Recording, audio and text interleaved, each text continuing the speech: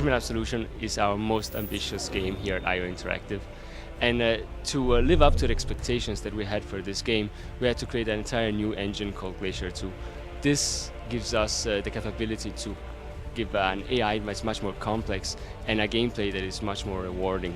We have really concentrated on expanding the arsenal of Agent 47 and trying to give the player as much choice as possible. But it's really your choice, and to pick and choose all the tools that are at your disposal to give you a real variation and challenge out of a gameplay. The story of Hitman Absolution takes place after the events of Blood Money. The premise of the game is Agent 47 taking on the hardest contract of his life. He has to kill his former handler, Diana Birdwood. In the previous games, she has been telling Agent 47 what to do and giving him missions, while this, for the first time, he's on his own and he has to make up his choices. And this is what sends him on a personal journey and propels him through the story. In Hitman Absolution, we are introducing lots of new mechanics to Agent 47. We really wanted to expand on his arsenal and the tool that he has at his disposal. And we also want the player to be able to utilize them however way they want, in whatever situations they want. Mechanically wise, we are introducing one particular feature that is very central to Absolution. That is the Instinct feature. It's an umbrella feature that covers several new abilities in 47's repertoire. One of them is just a plain instinct that allows him to see through walls and have a predicted path of enemy patrols. Also, he can gain information of the environment, for instance, the placement of hiding plain sight objects.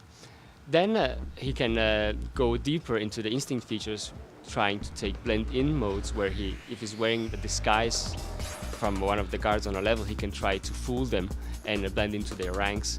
And if hiding plain sight objects are present, he can also go to them and just be there surrounded by enemies. When the player hears the other character's thoughts on the level, it's when Agent 47 is doing his blend-in act.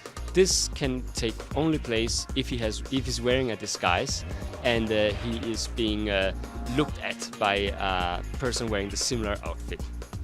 If he has enough instinct, he can instinct in his instinct meter. He can basically start burning it, and Agent 47 will play an act to fool the character on screen. I know you. You're Foster, right? All the iconic elements from the previous installments, they are also doing a comeback in Absolution. You will, of course, experience the silver ballers, and you will see the fiber wire coming back. We hinted at it in the E3 demo, where instead of using the classic fiber wire, 47 picks up a power cord from a lamp to do exactly the same feature. But they're all coming back, and the suit, of course, comes back. That's a given. The liberty we take with 47 is not with his classic attire, but with all the other disguises that he can pick up during the game.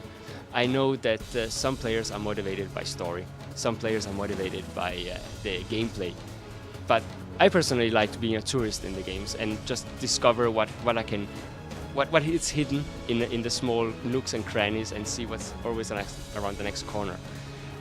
We really wanted to make this game feel as cinematic as possible, and to do that, we have tried to give all the characters on screen a life and a story. And this is a life and a story that you can get out by different approaches. Either you can be very voyeuristic and just look at the world and stay hidden in the shadows, but sometimes you have to be more direct and have a more violent approach to get something out of the world. And this variation is what I really personally like about this game, because the main cast is really good, but what sells it for me is all the other people in the game, all the bystanders that all have a small story to tell you. This is Hitman Absolution, and it's expected to come in 2012 for the PS3, the Xbox 360 and the PC.